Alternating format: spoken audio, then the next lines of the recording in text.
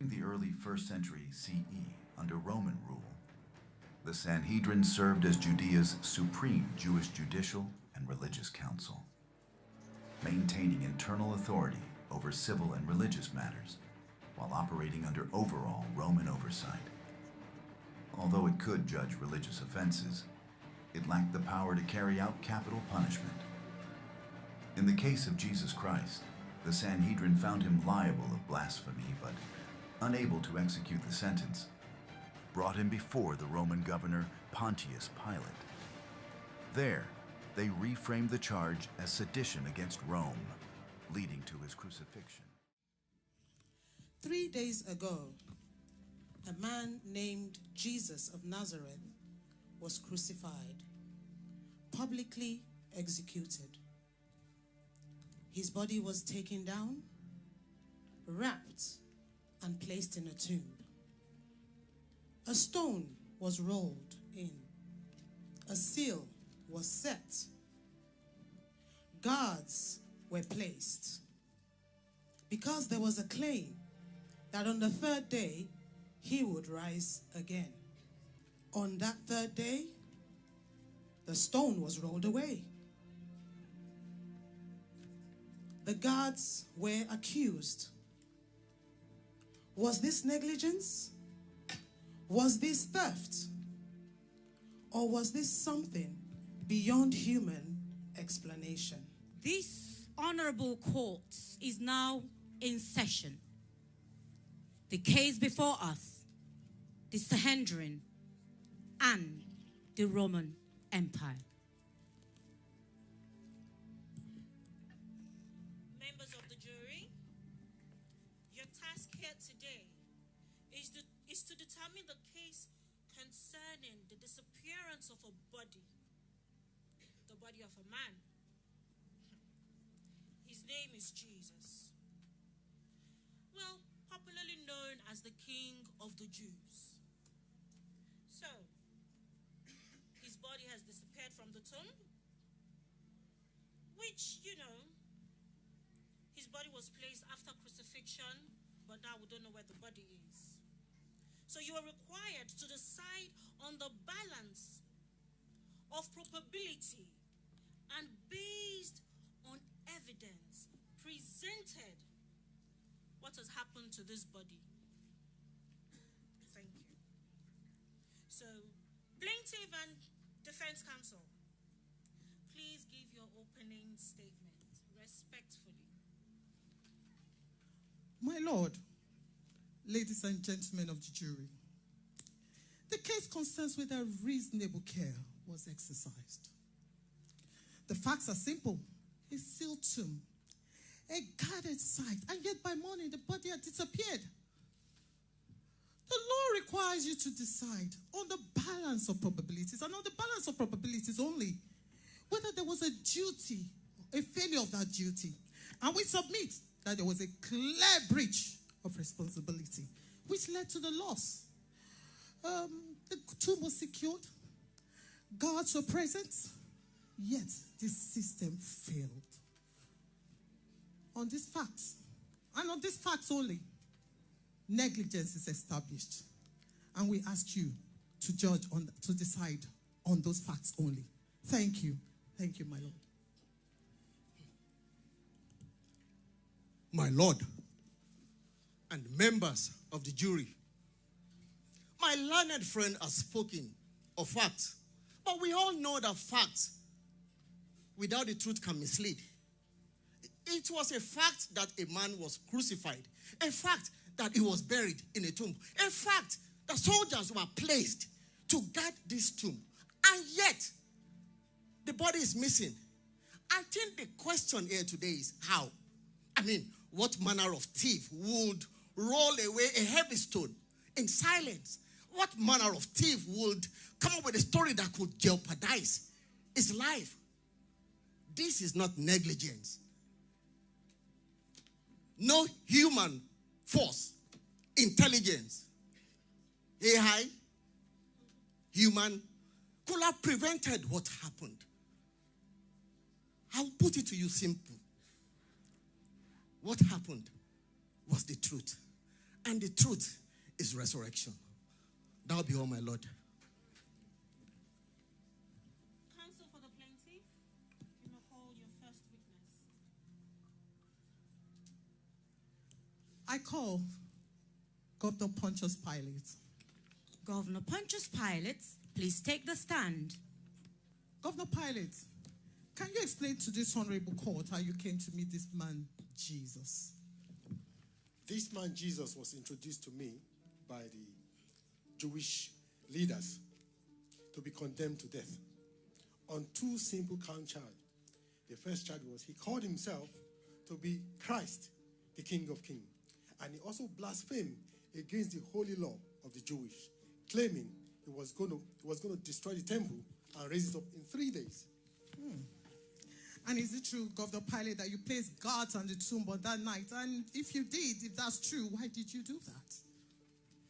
Yes, I placed the highest trained guards to guard the tomb simply because there was a rumors going around that he's going to die and 3 days he's going to resurrect and the body will disappear.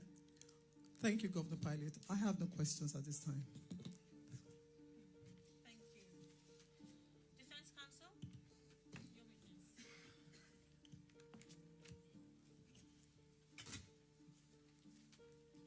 Governor Pontius Pilate, you said a while ago that a man was brought to you for blasphemy. Did you find him guilty of this offense? No, I find him not guilty. I merely intend that we'll flog him and let him go. So in other words, you acted to please the crowd. Objection, my lord. Sustained. Swiftly, thank you. Counsel, proceed. We're talking about a well-guarded tomb that was found empty. What do you have to say to this? In a nutshell, what I did was to place the highest guard, the most trained guard to secure the tomb. And that's all I have to say. I have no further question, my lord. Governor Pilate, thank you for your evidence. You may leave the witness stand. Counsel for the plaintiff, do you have any more witness? Yes, my lord. I'd like to call my next witness, Mr. Joseph of Arimathea. Can Mr. Joseph Arimathea take the stand, please? Mr. Joseph of Arimathea, you are a follower of Jesus, and we understand you are also the owner of the tomb. Yes, that is correct. Is it not possible that maybe there was a back door, hidden passage, known only to yourself? No, there was no back door. It was just one entrance, one door. And we're supposed to believe, this honorable court is meant to believe that you, a follower of Jesus, the owner of the tomb, and then you're telling us there's no way you knew the body could have been removed secretly? Objection, my lord. The counsel is misleading. Sustained. No further questions, my lord. Thank you. Defense counsel, do you want to cross-examine the witness? Yes, my lord. Mr. Joseph of Arimathea, you are a member of the council. Great standing in the society. And any deception would have risked your status, your position, and even your life. Objection, my lord. Mr. Arimathea is a witness to the fact. I have no further question, my lord. Counsel for the plaintiff, do you wish to challenge the witness or call another? I'd like to call another, my lord. I'd like to call Mr. Longinus. Can Mr. Longinus kindly take the stand? Thank you, Your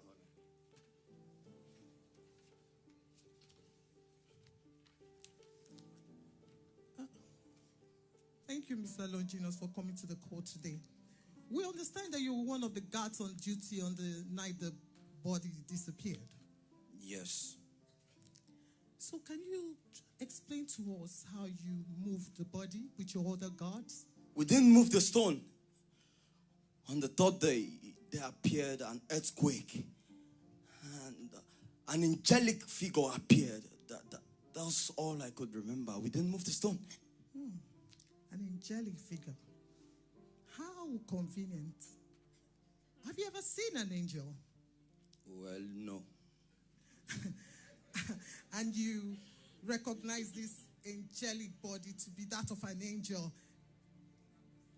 No further questions, my lord. Defense counsel, your witness. Thank you, my lord. Mr. Longinus. Yes. Can you once again describe the sight that you beheld on this particular day? Well, I've never seen an angel before. But you see this man in particular, he appeared as lightning and his clothes were white as snow. It was so scary. I wish I couldn't sick that day. I really wish. Would you say whether the other soldiers also tell the same story as you? No. The Jewish leaders told them that they should tell people that the disciples came to steal the body while they were asleep. Interesting. And would you say in your line of duty, could there have been maybe something else that you could have done to prevent this from happening? Unfortunately, no. It was supernatural. It was out of this world. Jury, supernatural, out of this world. My lord, no further question.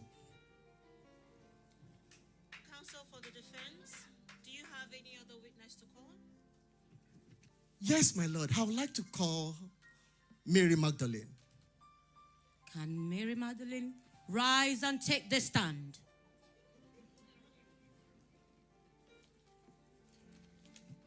Mary Magdalene, thank you for coming to this court today. Can you please tell this honorable court how you came to meet the man called Jesus of Nazareth? Did you know him at all? Yes, I knew him. He's been very kind to me. Did you witness his crucifixion? Did you see it? Yes, I did. Though from a very far distance. It was a very painful sight. Blood gushing out from his body. They were really very cruel to him. That experience must have been very traumatic for you. But would you say, could you confirm the body was missing? Would you say whether you were surprised at all? Yes, I was surprised. I was one of the first to be at the tomb when it was empty. Of course, I was even more shocked. But then I saw the angels, and they reminded me that Jesus Christ of Nazareth had foretold his death and his resurrection. So, after that, I believed. But at the time that was said, we did not understand. So, on this particular day, why did you go to the tomb, if I may ask? I went to the tomb with the other women with spices to anoint Jesus' body. But by the time we got there, the tomb was already empty. And there was an angel dressed in white robes sitting on top of it. Jury, I hope you are paying attention to this. Same angel. Thank you, my lord. No further question for the witness. Counsel for the plaintiff, do you wish to challenge the witness? Yes, my lord. Miss Mary Magdalene, you were grieving at the time, and I'm sure you're still grieving now. Yes, I was. And you know, grief can sometimes play tricks on us. We begin to imagine and hallucinate and think we are seeing what is not there. Are you sure at that time you did not imagine what you saw and thinking, I saw this man Jesus? No, I am certain of what I saw on that day. How are you certain? He called my name. He called my name, and I know his voice. He called my name. I'm sure he did, Mary. Maybe in your mind, playing tricks on you, maybe. I will say to you, it is not my mind. No, I disagree. Even the other women that were there on that day, they equally saw him. The disciples saw him. Even Thomas, that doubted at the beginning, he saw him and he believed. I'm telling you today, he is alive. He is alive. No further questions, my Lord. Before we start treating people for psychosis in this church, local court, I rest my case. Counsel for the plaintiff and counsel for the defense. Please now present your closing statements. Thank you, my Lord. Ladies and gentlemen of the jury, there you have it. Facts. Undeniable facts. I submit that on the basis of facts, you must be satisfied that on the balance of probabilities that negligence has been established. The evidence clearly shows the guard failed in his duty. And in doing so, the state failed in its duty. The tomb was assessed. A duty was breached. As a result, a failure occurred and the body disappeared. And so the so-called resurrection that they want us so much to believe is nothing more than a clear constructed deception. The law is about facts. And the facts before us clearly today points to negligence. Your duty is simple. Your duty is simple to find the defendant liable. And the state is liable for properly failing to secure the tomb. Thank you, my Lord. Defense counsel, your closing statement. Thank you, my Lord. Members of the jury, my learned colleague has spoken about facts, but I've come to present the truth to you. It's a fact that the tomb was sealed, guarded with soldiers, and yet the body is no longer there. Now, when you consider all these facts together, it points us in one direction, which is the truth, and which is the resurrection. This is not failure. This is not negligence. This is the truth. I find, and I hope that you find, the defendant, the state, not liable. That will be all, my Lord. Thank you, counsels. Members of the jury, as I stated at the outset, your task here today is to determine if the defendant is liable on the balance of probability. You have heard different testimonies and both sides of the cases. Your duty is to consider the evidence, not emotions, not speculations, but the facts. You will now retire to deliberate and reach your verdict. All rise!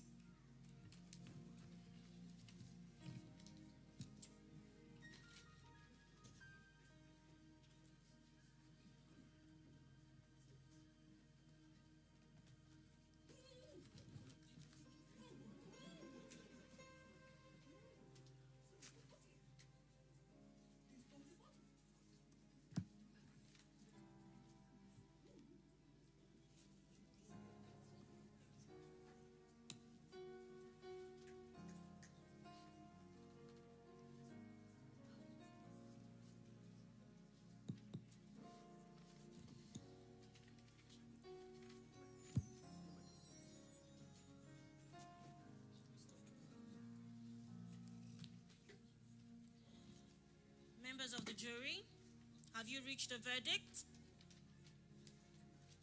Yes, my Lord. After careful examination of all the facts, we, the jury, we have reached a conclusive findings, and that is the state is not liable. Thank you, members of the jury.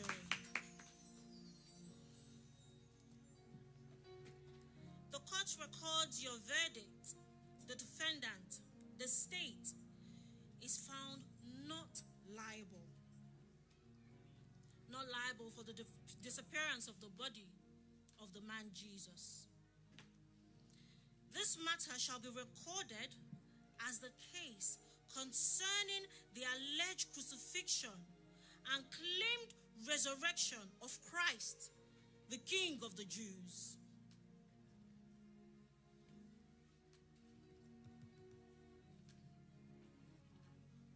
All rise.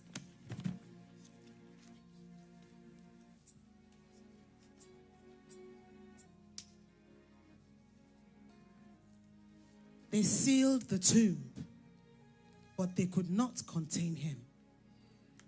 They placed a guard, but they could not hold him. The truth is, he is risen. The question is, do you believe? Easter is not just a story to remember. It is the moment of truth. Jesus Christ, he changed everything. And the same truth is here with us today. And he is transforming lives today. They chose Barabbas. Who are you choosing? Barabbas as a matter of fact, or Jesus Christ, the truth? He is risen. Hallelujah.